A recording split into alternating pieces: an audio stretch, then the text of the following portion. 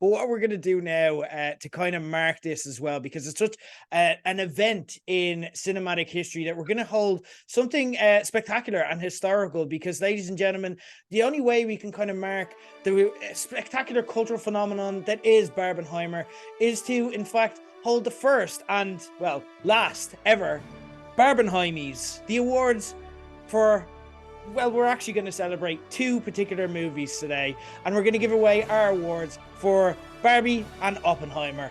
We're going to start off. Go ahead. I did bring something just for this. Okay, I was in Hollywood and I brought back something. Ready?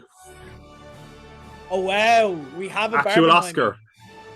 Somebody's we call it a Barbenheimer. I did steal it off someone's mantle, some celebrity. I'm not going to say who it was. Amazing. It can go to one of the winners here. It's nice, Barbenheimer. Who's going to win? We'll give it for Best Picture. There we go. Okay, so, ladies and gentlemen, the first award is for Best Scene. The nominees are, well, all of the scenes in the two movies. I don't think it's really say that. So, Best Scene, what would you say from either movie? All of the grabs. Best Scene is very, very tough. There was some scenes in Oppenheimer I thought were amazing. I thought of course we're thinking of the testing scene is one that was excellent. I thought the scene where following that with Cillian Murphy kind of giving a speech was excellent. But there's a lot of strong contenders in Barbie, actually, like more than you would think. I loved Barbie being in the real world was outstanding. I think her, when she finally kind of comes face to face with Mattel, I thought that was fantastic. This is a scene that I actually think I'm going to bring up because I feel like it in a lesser year and with less caliber of actors, the winner would have been in this scene. Okay. America Ferrera gives an amazing monologue. Yes. And I was literally like, if I was watching this at home, because apparently I was the only one that would have done it in cinemas, I would have stood up and been like, whoa! Like cheered, because it was just amazing. And again, from someone who doesn't always get that chance to shine, so I'm going to give the scene to America Ferrera's monologue in Barbie, my favorite scene. Phenomenal stuff. I am going to give it to, I don't want to give away the joke, but I am going to give it to the Barbie ads that you spoke of earlier on. You'll know it when you see it, guys. It is absolutely phenomenal. Okay, so Best Scene. Now we're going to move on to our next category, Best Actor. The nominees are, again, all of the actors in Barbie and the Oppenheimer. It's the same for everything. It's the same gimmick that we're doing for every single award, okay? So we're not going to go into it. Okay, Best Actor, either movies. And again, this is gender neutral. I mean, when it comes, I mean, when it comes to actors in Oppenheimer, like the conversation is Cillian Murphy, Robert Downey Jr. Not to say the rest of the cast aren't good, but I feel like if you're having that conversation, it's a 2-horse race. If you're going Barbie, like obviously we're loving Ryan Gosling. Margot Robbie, I think, gave a great performance as well. I think she was really excellent in this. And yeah, man, if I give the award to Ryan Gosling, if I give the award to Ken in the Barbie movie, people are going to lynch me. So I'm just going to say Margot Robbie. Okay. I have no such shame. He's not just Ken. He's Ryan fucking Gosling, and he's the best actor in either movie. Okay, look, talent is talent. It doesn't matter. It'd be offensive to get him, Twitter. Get him. To point them. They don't even have a symbol anymore. It's grand. Moving on to our next nominee. It is Best Director.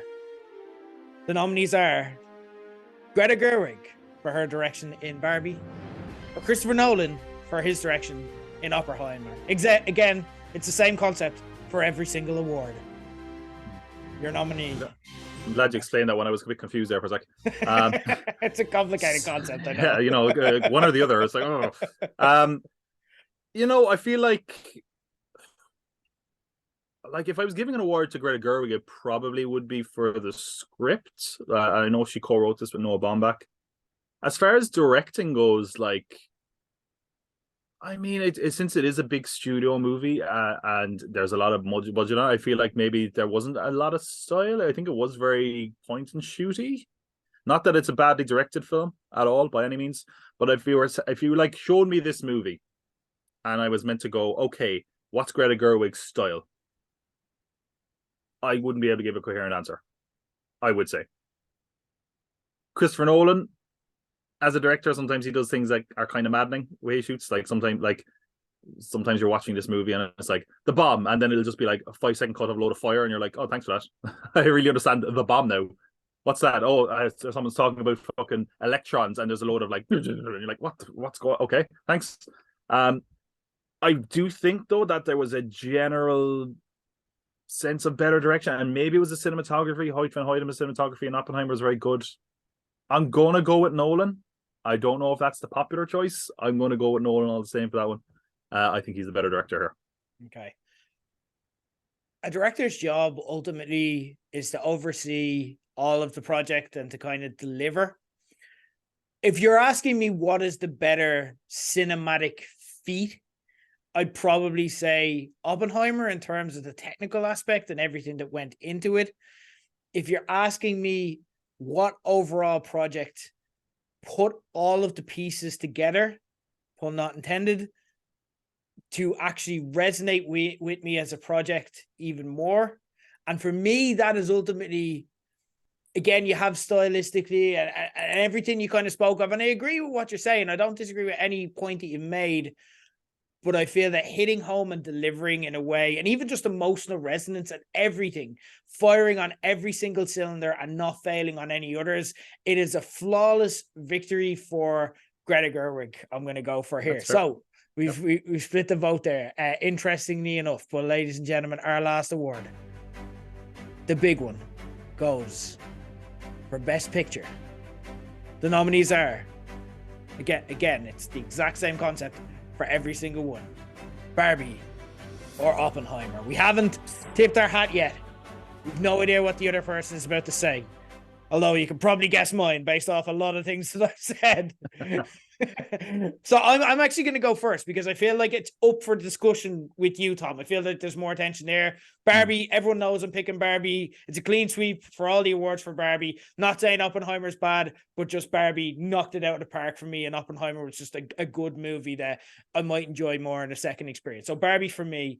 This is where it gets interesting. Tom. Man.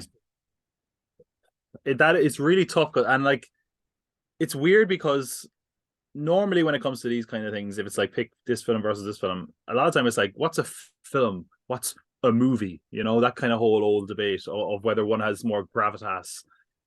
And in a weird, like, it's almost like that argument is kind of irrelevant here, because like even though on its surface level Barbie is a big studio movie of an adaptation of a toy, has so much more depth than a lot of those.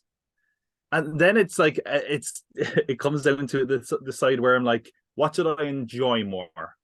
And I enjoyed watching Barbie more, but I was more impressed by Oppenheimer. God damn it, this is actually very tough.